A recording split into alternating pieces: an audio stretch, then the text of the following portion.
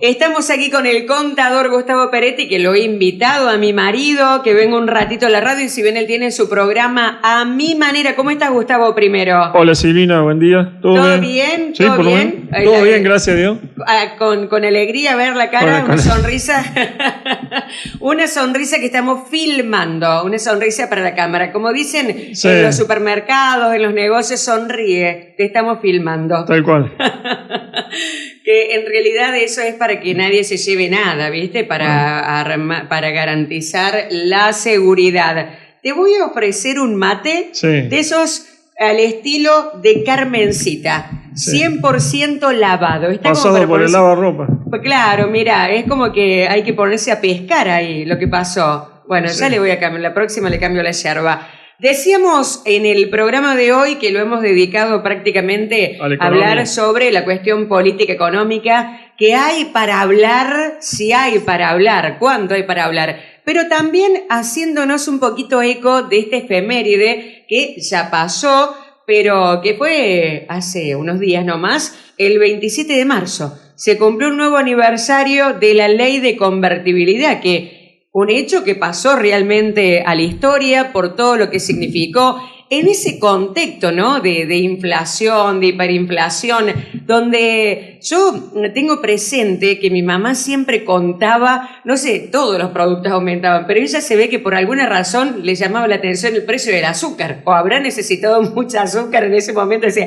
a la mañana el azúcar salió un precio, a la tarde salió otro precio, ibas a buscar el aceite, así en el ámbito doméstico, familiar, así lo recuerda la gente. Íbamos a comprar y era cada rato un precio distinto. Mirá que hoy en día se sufre porque aumentan todos los días las cosas, semana tras semana, pero ahí era hora tras hora, Gustavo. Así es.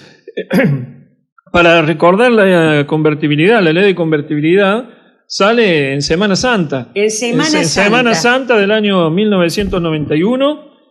Yo recuerdo cuando iba a la facultad, el doctor Domingo Viale, profesor de Derecho Civil, nos explicaba cómo habrá sido la relevancia de esa ley, que fue la única vez en la historia del Boletín Oficial de la República Argentina que se editó en Semana Santa, sea un jueves o un viernes santo. Yo no me recuerdo si era jueves o viernes, pero fue uno de esos días. Mirá. Y fue la única vez en toda la historia de la República Argentina que el Boletín Oficial se editó en Semana Santa. Con lo cual la convertibilidad urgía en ese momento en la ley. Nosotros venimos de dos procesos hiperinflacionarios, el primero en la última parte del gobierno de Raúl Alfonsín, después ingresa el doctor Menem, ahí hay una suerte de baja de la inflación, pero en los 90 y en el 91 se aceleró el proceso inflacionario, ya hacia hiperinflación. Había pasado el ministro de Economía, creo que era Rapanelli, después Herman González, y allí hubo lo que se llamó el Plan Bonex, que fue la confiscación de los depósitos de la gente, cuando estaba Herman González en el Ministerio de Economía. El austral ahí el dólar estaba en 5.000 australes, y cuando se lanza la convertibilidad se lo pasa de 5.000 australes a 10.000 australes el dólar, y sale la ley de convertibilidad con el 1:1. Eso es lo que logró tener un colchón cambiario hasta que se vaya acomodando la inflación, porque de bajar de una hiperinflación, de inflaciones del 100% mensual, impresionante los números, a una inflación de tener el 1% o deflación en algunos momentos, eso le va un tiempo. Bueno, ese fue lo que significó el plan de convertibilidad, que tuvo muchas implicancias, la ley 23.928, que es la ley de convertibilidad, que trajo aparejado, por ejemplo, que se prohibiera el ajuste de los alquileres de los inmuebles, que en lo monetario significó que por cada peso que circulaba en la economía había un dólar de reserva en las arcas del Banco Central. Hubo todo un proceso de lo que fueron las privatizaciones de los servicios públicos, de las empresas públicas, que eran totalmente deficitarias. Con el producido de esas ventas de las empresas se generaron unos dólares para tener reservas en el Banco Central. Argentina se insertó en el mundo, hubo una baja significativa de la cantidad de empleados en el Estado, bueno, toda una reestructuración del empleo del Estado que fue lo que hizo que se modernizara. Yo creo que el Estado argentino del año 1900 hasta el año 1990 había sufrido permanentes digamos, embates contra el tamaño, era cada día más grande, ahí se reestructuró todo. Sería. Exactamente, la ley de convertibilidad vino a corregir eso en conjunto con otros tipos de medidas, en donde la Argentina se insertó en el mundo, se abrieron los mercados, ingresaban bienes del exterior para competir con los nacionales, se trató de bajar el costo del Estado dentro del producto, o sea, fue un shock, una política de shock que definitivamente cambió las cosas. Dejó resultados. Te dejo tomar el mate, Gustavo, veo que está tan lavadito y te dan unas ganas bárbaras de tomártelo. Sí. De no haber crédito, sí, pasó a haber crédito. La gente imponía sus recursos en el sistema financiero. Digamos, cuando tuvo el auge de la convertibilidad, la había posicionado a Argentina nuevamente en carrera en el mundo, con una política exterior exitosa a través de Menem, que, digamos, mantenía diálogo fluido con Estados Unidos, había puesto una política, digamos, en donde la Argentina se volvía a insertar en el mundo. Lástima que no todo el mundo lo comprendió, y fundamentalmente lo que fue la política y sobre todo algunos gobiernos provinciales, en donde cuando uno pone un régimen como la convertibilidad, como una dolarización, necesariamente tenés que tener conducta fiscal, y eso es lo que nos falta a los argentinos. Bueno, Gustavo, sabés que estaba pensando varias cositas. Primero, que cuando uno escucha y repasa la historia y mira profundamente, vemos que no solamente era lo que popularmente conocimos como el 1-1, porque no es que solamente un peso equivalente a un dólar, sino ahí vos también hiciste una síntesis de una serie de medidas que se tomaron en conjunto para que realmente esto diera el resultado que en su momento dio, que logró bajar la inflación. Eso por un lado. Después, por otro lado, tratar de traer a la memoria algunas conductas de todos los días, porque a mí siempre me gusta pensarlo en el ámbito doméstico para seguir luego con la parte técnica junto a vos. Por ejemplo, me acordé de una tía que cuando hubo ese pasaje del austral al peso, ella decía, son 10.000. Ella seguía habló un montón de años después en australes. Cuando se cambia la moneda y claro, sobre todo gente que es más grande, les cuestas. Ella tenía su negocio y hoy era un peso y se decía 10.000. Entonces uno siempre le dio ternura y gracia. Así que para remontarnos a aquella época, eso por el lado del tema de la convertibilidad.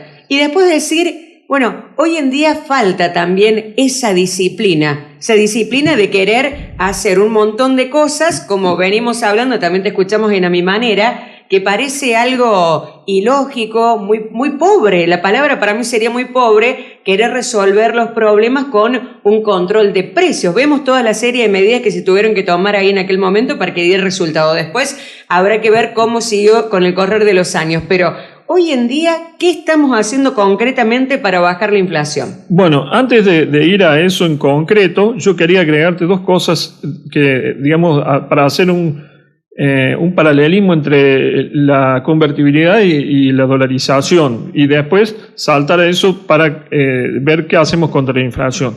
Digamos, la convertibilidad en la década del 90 significaba que circulaban dos monedas libremente, que la gente elegía. O se movía en pesos o se movía en dólares. Claro. Es decir, que competían la moneda y la gente elegía qué moneda utilizar.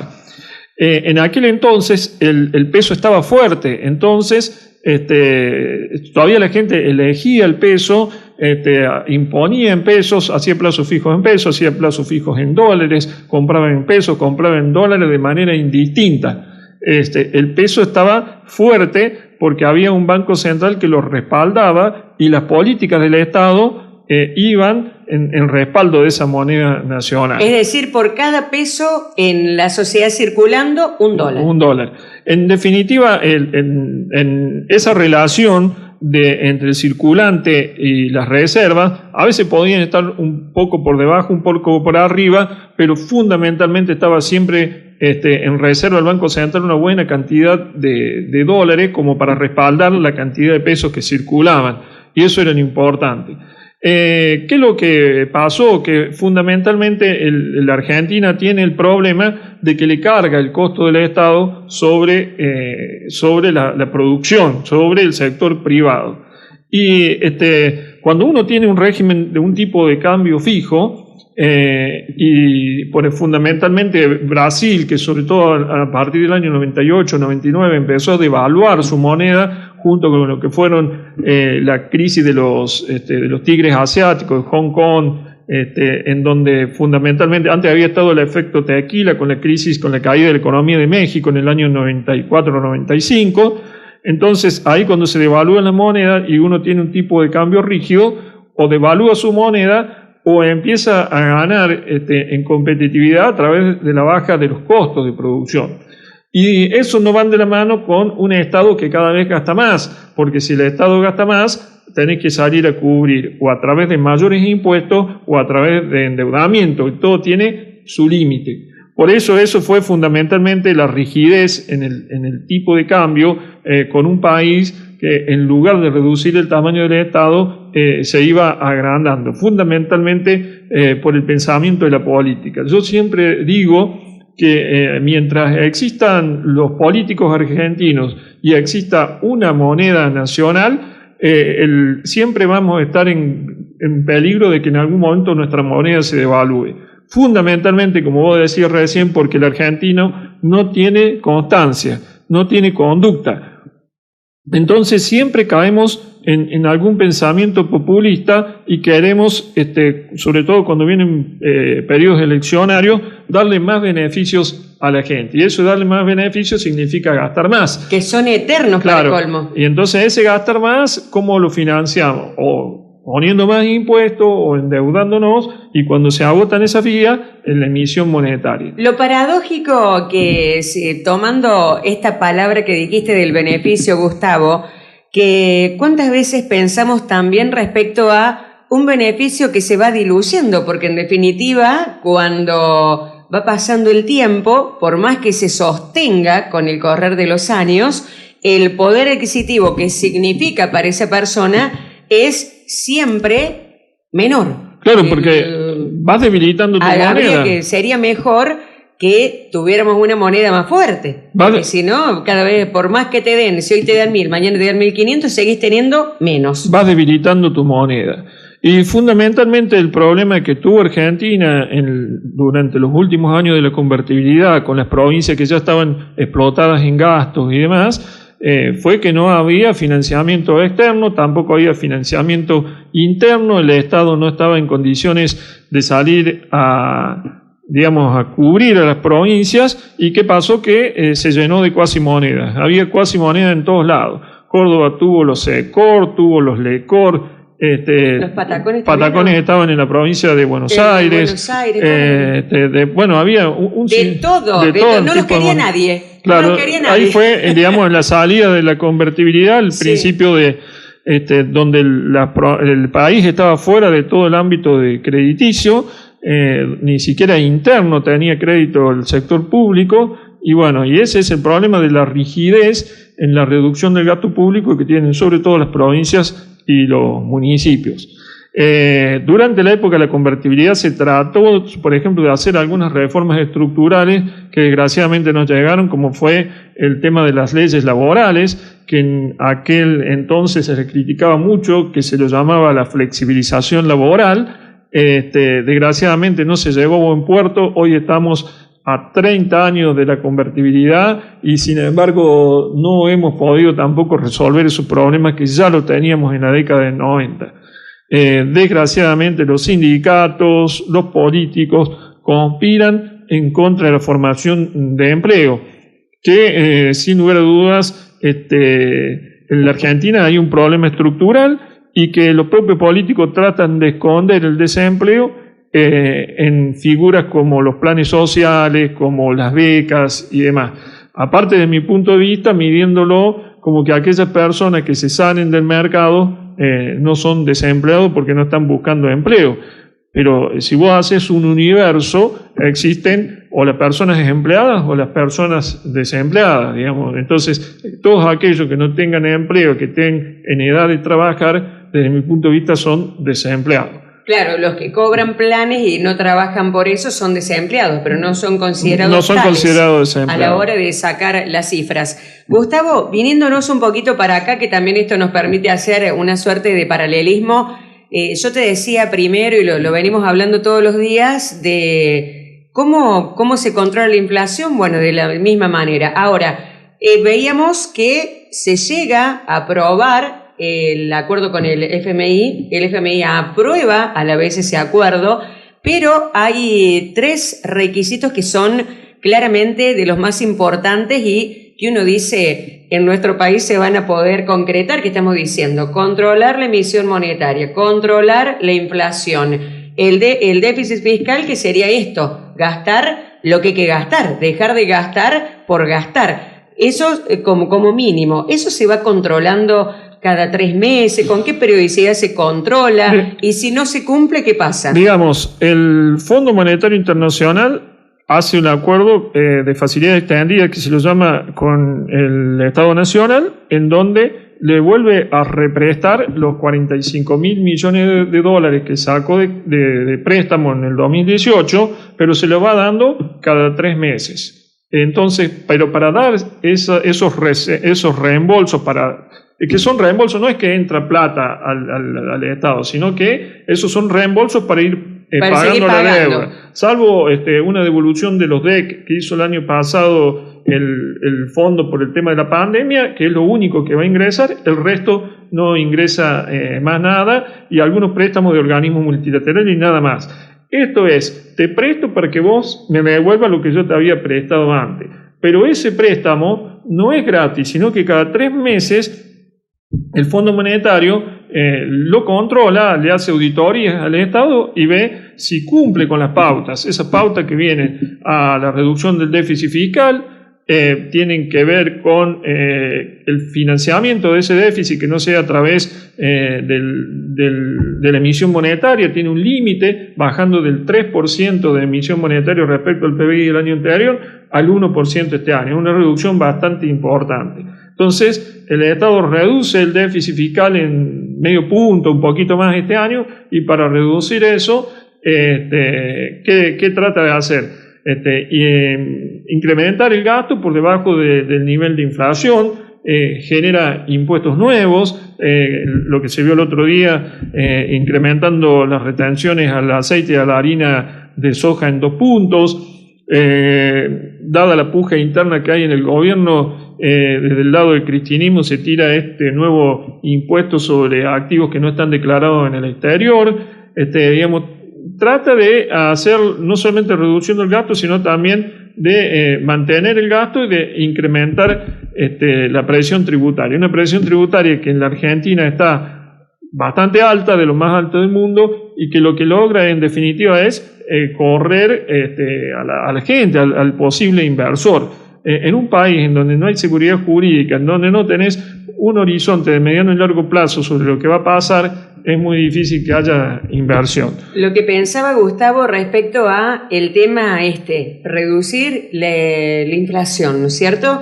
Y también se viene hablando, a mi manera lo venimos escuchando, en los noticieros también lo venimos escuchando. Estamos en el peor momento porque, por ejemplo, con todo lo que está pasando con Rusia y Ucrania, aumentan todos los precios de servicios, de energía, claro, de gas, de combustible, de todo, y que eso se traslada también en aumento de precios. Argentina tiene un problema que es estructural y de varios años, en donde el precio de sus servicios han sido utilizados como anclas inflacionarias.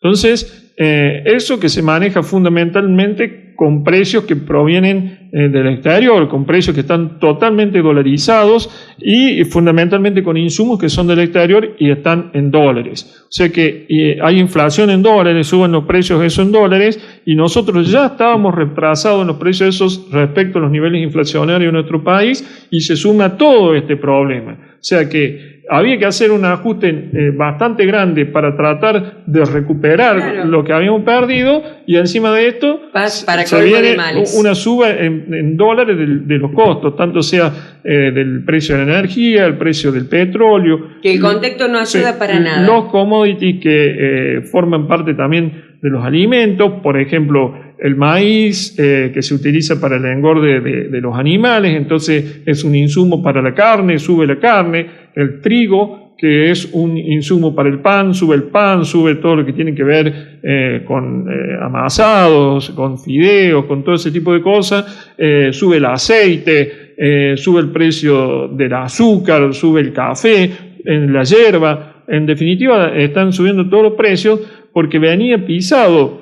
El Estado pisaba las tarifas de los servicios públicos y el precio del dólar. El año pasado hubo una inflación del 50% y el dólar creció, digamos, un 25% en su cotización. Entonces ahí hay un atraso cambiario importante que en teoría lo tenía que recuperar este año. Pero cuando recuperara esa falta, ¿no es cierto?, de evaluación de la moneda, se suponía que los precios internacionales de los commodities, de la energía, del gas, no iban a aumentar, sino que se iban a mantener. Y esto de la guerra de Ucrania, al problema cambiario que ya teníamos de atraso, le sumó el incremento en el precio internacional de esos productos. Entonces tenés la suba de los costos por los dos lados, por un tema cambiario y por un tema del precio de esos insumos básicos. Eso ya no depende de nosotros. Gustavo, ya como para entrar en el tramo final, que estamos en la última partecita de nuestro programa, decíamos, hoy también lo planteamos aquí en la radio, de que la gente va sufriendo todo esto, porque esto sería la relación gobierno con el Fondo Monetario, a ver si se va a poder resolver este problema, todos los problemas que hay internos dentro del gobierno y que eso también repercute en darle más incertidumbre a la gente. Y por otro lado, decimos que estamos en un escenario muy complejo desde el punto de vista de que la gente ya también está pensando de qué va a ser el año que viene, año 2024, de tomar decisiones para ir a votar. O sea, ya el escenario se viene preparando desde el año pasado. Y lo venimos diciendo, ¿no? Que hoy, por ejemplo, yo planteaba que anoche veía este intendente del conurbano que él decía, se han dado los cambios de ciclos y a veces en lugares donde parecía que algo que iba a estar eternamente, que no se iban a ir nunca, jamás, un día la gente se levantó y votó algo distinto, votó una persona distinta, votó un partido distinto y se transformó todo. Hoy el escenario también va dando oportunidades a otras ideas que quizás en otro momento no estaba tan claro, quizás las nuevas tecnologías de la comunicación permiten que hoy estemos más o estén más visibles, que las podamos leer, que las podamos ver, que las podamos escuchar, pero lo cierto es que hay una tendencia de por lo menos preguntarse qué sería de Argentina si se tomara un camino como el que, por ejemplo, propone Javier Milei, de una dolarización, de achicar el Estado, de cerrar el Banco Central, que otros dicen es una locura. Hay muchos que dicen es una locura, pero hay otros que dicen, bueno, a ver, cansado ya de todos estos males, ¿quién te dice que apostemos algo distinto y vayamos para otro lado? Y es una figura que viene creciendo. Y más allá de si es Javier Milei o si fuese otra persona, es decir, la gente se está dando lugar a ponerse a pensar y discutir sobre esas ideas y esas propuestas que también tienen que ver más con los libertarios, liberalismo, ¿cómo les llaman? Ellos se llaman libertarios. De mi punto de vista, tiene que ir más con las ideas de Alberdi, con lo que fue los albores de nuestra patria. Hay que mirar la generación de los 80, nunca salirse de ese ejemplo. Los que dicen que es imposible que no haya Banco Central, hay que recordar que el Banco Central se crea en el siglo XX y que la Argentina funcionó muy bien y estuvo dentro de las 10 potencias del mundo, incluso en primera en ingreso bruto per cápita, sin tener Banco Central. O sea que eso no es el problema. Sí, lo que creo yo que hay, y se debe el país un cambio de mentalidad. La mentalidad que, como te decía recién, mientras existan los políticos argentinos y exista una moneda nacional, siempre va a estar bajo la perspectiva de que algún político que le gusta usufructuar de dar, de ir por los lados fáciles, de regalar las cosas y que terminemos mal. A la Argentina le hace falta insertarse nuevamente en el mundo, le hace falta tener políticas claras y de largo plazo, seguridad jurídica, un Estado que tenga un tamaño acorde, con las provincias que estén mentalizadas en la misma forma de pensar del Estado nacional, con la obra pública pensando en darle infraestructura al país que le hace falta mucha infraestructura, yo siempre digo, pero infraestructura que tienda a mejorar la producción, que le genere riqueza, que generen dólares. Eso es lo que hace falta. Después veremos la otra infraestructura para mejorar el estatus de vida, pero la infraestructura que nos dé ventajas comparativas, que no dependamos únicamente de las ventajas competitivas, sino tengamos ventajas comparativas en donde sea elegido el Estado para invertir, que haya seguridad jurídica, que la gente nos crea. Tener una moneda en que nadie cree ya es que arrancas muy negativamente. Por eso yo creo que la gente tiene una esperanza con esto de tener un régimen monetario serio y creíble, y que seguramente le hará falta otras cosas, porque no solamente con el dólar vamos a cambiar, sino que hace falta que cambie toda la línea de pensamiento de la gente. Devolverle la confianza a una moneda nacional es muy difícil. Tener otra moneda, generar otra moneda y que la gente le crea por el solo hecho de generar otra moneda nacional, estoy hablando, claro, sí, que le saquemos ceros al peso y creemos otra moneda, tampoco va a ser creíble, porque va a decir, con solamente el cambio de la moneda, que yo haya cambiado mi forma de ser como país, como en el sentido de cómo gasto, de cómo invierto. Entonces es fundamental eso.